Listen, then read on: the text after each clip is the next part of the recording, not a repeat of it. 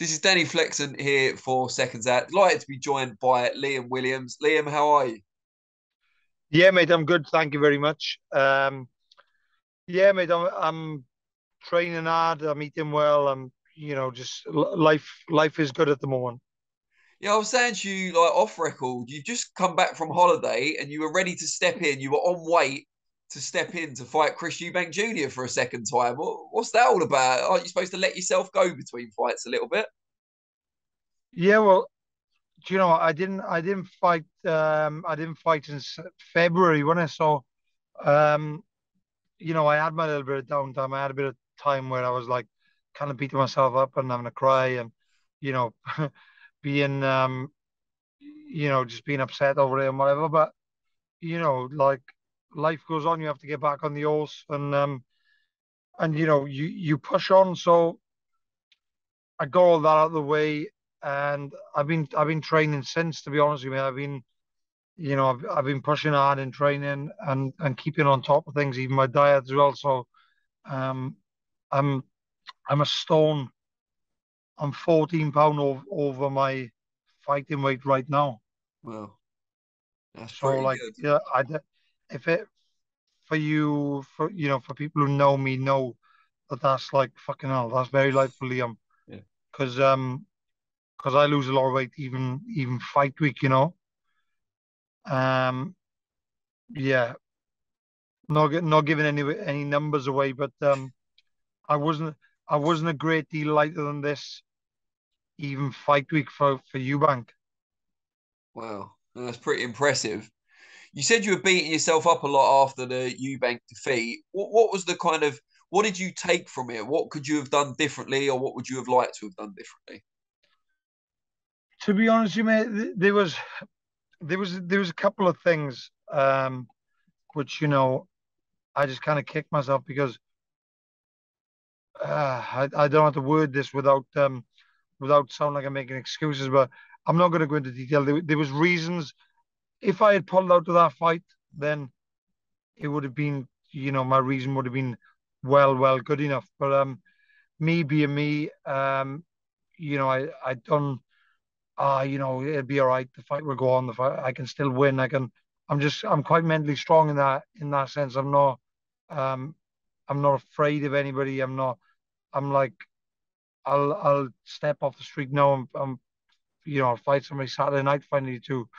But yeah, there was a couple of things which went on behind the scenes, which I'm not going to go into, but would have put the majority, probably 90% of people out of the fight. But I had my opportunity, which I'd wanted for ages, um, and I was not letting it pass by, because if I didn't take the fight, then maybe I would have not got it for a long time again. Um, but yeah, and obviously the weight, I was a little bit stupid with the weight last time as well. Um, I was like 2 pounds lighter than what I am right now, a couple of days before the fight. Shit. And I drained myself a bit to make the weight. Um, there was a couple of factors, but I'm not going to bore you with all that shit. It's all done, and any reason which put me at a disadvantage, then it was only my own fault, nobody else's. So I just have to own that and get on with it. Even with all Sorry, that, mate, I'm that's all in a right. bit of trouble. No, you're all right. But even with all that being considered, you kind of expected it to start the fight in the way it did because it was kind of you had an uphill climb right from the start. Yeah, exactly. I had a really bad start, and the knockdowns and them little things. They they come into the bracket of where I said I probably shouldn't have fought. Um, I kind of I don't really know what to say.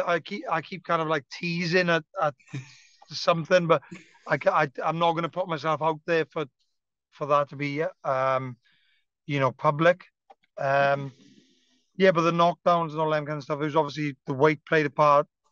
Um, I don't actually struggle to make middleweight. It was never easy, but I should never have struggled how much I did for that fight, which you know, you've been around boxing for a long time, that can do damage to a fighter. Um, in terms of his punch resistance and everything else, you know. So but yeah, it was obviously a bad start. I actually come in the second the second half of the fight was better for me, and I was chasing and kind of forcing the action a little bit more. Um, but yeah, it was just a very bad start, and it's not really what you want going into that type of, that high level of a fight, is to be chasing it the whole way through. How frustrating was it? Not that you lost the fight, because you've lost fights before and you can take it on the chin, but the fact that you didn't give your best, you weren't 100%. Yeah, mate, that's the reason why I kind of kicked myself a little bit, because there's things I could have done so much better. I could have forced the pace of the fight more. I could have let my hands go more. Um, yeah, it's just frustrating. But the best way for me to look at it is, um, man up and be open to the things I done wrong, and just move forward from it. Because how long do you beat yourself up about something? It's like, it's done with. Nothing's going to change now. So all I can do is be better next time and use my Swede better next time. And you sent that message on Twitter saying you'd be willing to step in and fight and do it again with Eubank. You're on weight and so on. How serious was that as an offer? Did anyone from your team reach out to the promoters or anything like that? No, no, it wasn't that serious, if I'm being honest with you. But in all honesty, if they had called, I would have been there. 100% on my children's lives, I would have been there, and I would have made weight as well, because I said you know, I'm only a little bit heavier now than what I was last time. But bear in mind, this was like a week ago, so I would have been in a better position weight wise than what I was last time. I would have been fine. I would have gone the first flight home. Do you know what I mean? But yes, it's one of them where I kind of I knew that they weren't really going to come, because it was um there was a lot going on behind the scenes and whatnot. But it was just a bit of fun more than anything. But if it did come to reality, I would have been there. What did you make of his video that he did where he made weight, if you like, for a fight that by that point had been cancelled, but just to prove a point, he got on the scales and showed he could have made the catch weight? Fair play to him. Like, you know, it's it's kind of impressive. But on the other hand, then what's the point?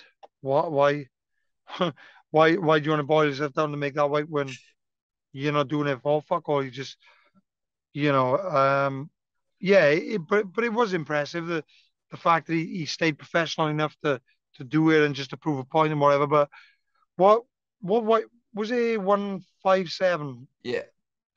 But they said in the video, he's on weight, he would have made weight. No, he wasn't, because he was 159 on the video, wasn't he? Right. Yeah. So maybe they mean like by or unless that was the Saturday morning, because obviously he was only allowed to put on a certain amount of pounds afterwards, wasn't he? Right. Okay. Yeah, but he would have been allowed more than £3. Yeah, you would think. Yeah. No, what he said that I've made weight, and I was thinking, you haven't made weight, because you're fucking 2.5 pound, nearly £3 heavier than what he should have been. But anyway, it's still quite impressive that he made 160 even, with no fight schedule. So fair play to him. What did you make of the whole situation? Like, how surprised were you, first of all, when you heard the news? I guess when everyone else did, that Conor Benn had turned up a test that had adverse findings for clomiphene, which I guess most people had never heard of until last week. Yeah, I'd never heard of it myself, to be honest with you. But I looked a little bit, and apparently, I don't know how well informed I am, but it says that it can boost testosterone up to like 400% or something, maybe. You can, you know what's going to happen now? Yeah, he's probably not even going to get banned, or he might have a little 6 month ban or something. Yeah, because he's going to say, me and my missus want another kid. she's taken this. I've been obviously like shagging her. I've been go, sorry, yeah, I know it's No, a no, bit I know what you straightforward. mean. Go on. I know it's a bit straightforward, but I've been having sex with her. I've been going down there or whatever, and it's got my system, yeah. And no one can really prove him wrong, can they? Because it probably could slip into him um, minor amounts, obviously very very small amounts, I'm guessing, but nobody can call him a liar if he says that because it, it's probably like if he done a scientific fucking investigation, it probably could get into you through that way, depending how often they were active, I mean, could that be plausible though? Although you're saying, it could be used as kind of an excuse. Could that be the reason? Could it be possible?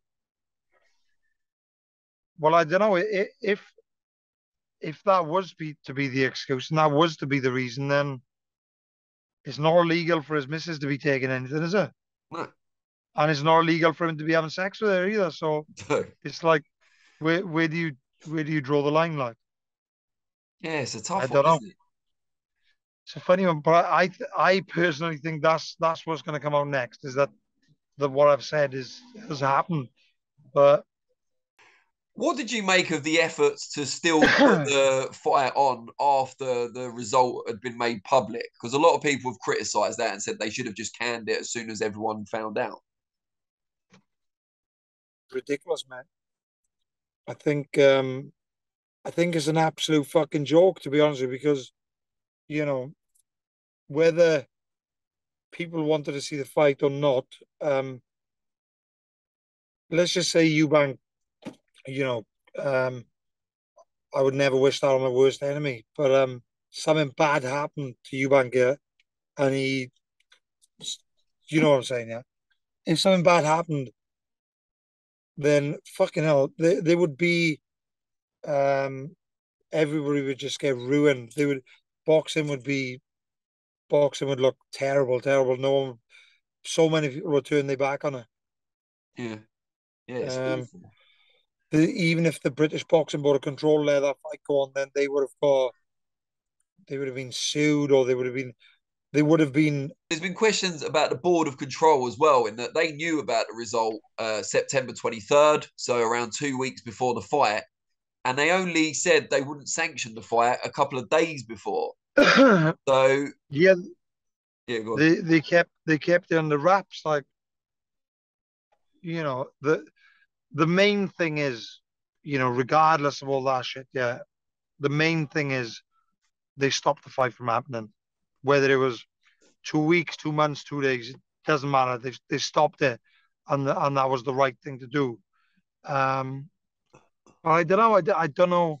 I don't really understand why they would have kept it under wraps. Like I don't know. And I was confused by it. But as I said, mate, not to keep repeating, but the main thing is the fight got stopped, and I think it was the right thing to do because if somebody got hurt, all hell would have broke loose, wouldn't it? Do you think they'll reschedule it? Maybe. I personally think Conor Ben's going to get a ban. Um, might not be as long as what people think, but I think minimum he's bound to get 6 months or something. Um, so like it's going to be next year at least, isn't it? When you just to give us an idea from a fighter's perspective, when you've had some of your bigger fights, how often, if at all, have you been tested in the build up during camp? Uh, for the fight with Eubank, I got tested probably not really that often, maybe 4 times during camp, which is quite regular, I guess, every other Yeah. week or every 3 weeks or. But for for Demetrius Andrade, it was slightly more often because I had UCAD and VADA. Yeah. I didn't have VADA for the Eubank Eubank. fight. Yeah. Um, but yeah, it's fairly regular. and I just don't understand why these people think they can get away with it because you're getting tested, fairly regularly and stuff like that. And it's like, why would you even why would you even risk it? Because for the I don't know how much benefit that actually give him in training and whatever, but is it really worth the risk? Risk and reward. Like, is it worth it? Look where he's lost now. He's lost millions of pounds, and this historical fight happening. Yeah, yeah, it's crazy. Switching back to you though, obviously we know you didn't get to step in to that fight, but you're still relatively young. You've still got plenty of options out there. When are we going to see you back in the ring? Yeah, I'm just waiting. I'm just waiting out to get something. Well, something is nailed down, but I'm waiting on some, like full confirmation and announcement of the show and the fight really. Okay. Um, so it's going to be a good comeback for me. Um, no no like low level kind of journeyman, and I'll probably come back in like a um 10 round fight against somebody with a winning record, and you know somebody well above average. And is that So go on. it's going to be late November, early December. And is that going to be on a Pro Bellum show? No, I believe it's going to be Wasserman, which is Okay. Channel 5, of course.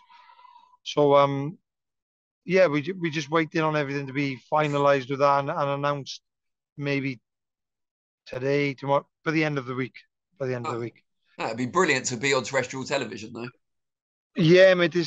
I've never boxed on Channel 5 before, and it's just exciting. It kind of opens up to some new viewers, um, and all that kind of stuff. So I think the main thing is for me, I don't really give a shit if it was on a small old show, but I just need to get back active now, and I'm really excited to get the ball rolling again, and just get back to where I should be and where I deserve I should where I feel I deserve to be. And looking at your WhatsApp profile picture, presumably you're still working with Adam Booth. Do you know what I mean? No, I'm not. Oh, It's okay. still on there, is it? it is, yeah. I Well, No, well, at least I've alerted you to that. yeah, but it doesn't bother me, and it just goes to show really that everything was sound between us, and I haven't even thought to change profile pictures and whatnot. It might even be on my Twitter, and I don't know. I haven't Well, checked, let's have a look. but yeah, Jimmy's there still. Yeah, It's very quiet, mate. To be honest with I'm not sure what's going on. you, let me just see. Yeah, I'm gonna have to turn it that way, right? Back the other way. So yeah, Oh, but all is well. I've made the decision to be back training in Cardiff with Gary Lockett. Um, obviously me and Gary spent a long time together before, mm. and I've just there was nothing against Adam or anything really in particular which made me come home. It was just like I just got a bit sick of being away so often, if I'm being honest with you. And I'm fucking, I miss my family and I miss kids and everything else. So I think it was a good move for me because I think I'll get the best out of myself being, just happy and in my surroundings. Oh, good stuff. We took you to your first British title, didn't he? So long may the success continue. Yeah, mate, exactly. We had a lot of success together, and you know, he took me to a really high level. So I think we can pick up where we left off, and we can make some good tracks together. And we can push on and hopefully fight for a world title again. And well, the goal is to win one, but we need to get back there first. Great stuff, mate. I really appreciate your time. I'm going to let you get off to your osteopath appointment. Yeah, But let's catch up again soon, especially once your fight's been announced. yeah, definitely made sound. we'll definitely catch up soon, and hopefully we'll have some news this week now on the announcement of the fight and the show.